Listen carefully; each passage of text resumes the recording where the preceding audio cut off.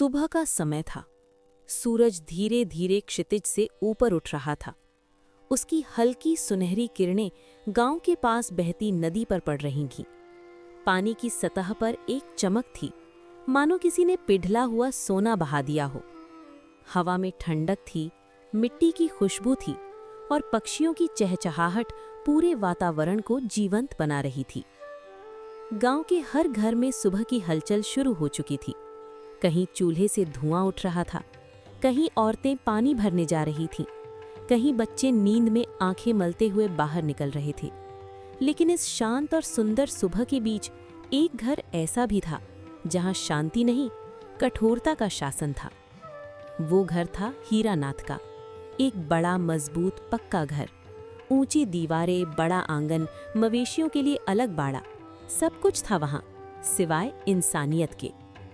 अचानक उस घर से एक कड़क आवाज गूंजी। ओ भोलेनाथ, कब तक सोता रहेगा? सूरज सिर पर आ गया है। घर के कोने में बिछी पुरानी चटाई पर लेटा हुआ भोलेनाथ चौंक कर उठ बैठा। उसकी आंखों में नींद नहीं, डर था। वो जल्दी जल्दी उठकर खड़ा हो गया। पास ही उसकी पत्नी सावित्री भी घबरा कर उठ बैठी। उसने तुरंत अपने सिर पर पल्लू डाला और झुककर खड़ी हो गई। छोटा बेटा गोपाल, जो मुश्किल से 5 साल का था, अभी भी सो रहा था। उसे क्या पता था कि उसके घर में हर सुबह डर से शुरू होती है। हीरानाथ गुस्से में आंगन में खड़ा था। उसके चेहरे पर घमंड साफ झलक रहा था। भोलेनाथ ने सिर झुका लिया। जी भैया।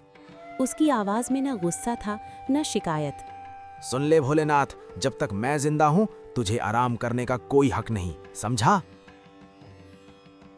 जी भैया, जैसा आप कहें। सिर्फ आदत थी, सहने की आदत। ये रोज का दृश्य था। एक ही घर, 2 भाई, लेकिन एक मालिक और दूसरा नौकर। भोलेनाथ कभी ऐसा नहीं था। वो बचपन में बहुत खुशमिजाज, हंसमुख और मासूम था। लेकिन किस्मत ने उसके साथ बहुत जल्दी खेल खेल दिया। जब वो सिर्फ 8 साल का था, एक भयानक बीमारी में उसके माता पिता चल बसे। उस दिन से उसकी दुनिया बदल गई। उसके पास कोई नहीं बचा था सिवाय उसके बड़े भाई हीरानाथ के। हीरानाथ ने ही उसे पाला, उसे खाना दिया, उसे बड़ा किया। और शायद यही सबसे बड़ा कारण था कि आज भोलेनाथ हर अपमान सहता था, क्योंकि उसके दिल में हमेशा यही आवाज गूंजती थी, भैया ने मुझे पाला है, उनका हक है। लेकिन समय के साथ हीरानाथ का दिल बदल गया। जैसी जैसी उसकी दौलत बढ़ी, वो भोलेनाथ के करीब आकर बोला, सब कुछ मेरा है, ये घर, ये खेत, ये मवेशी, सब मेरा।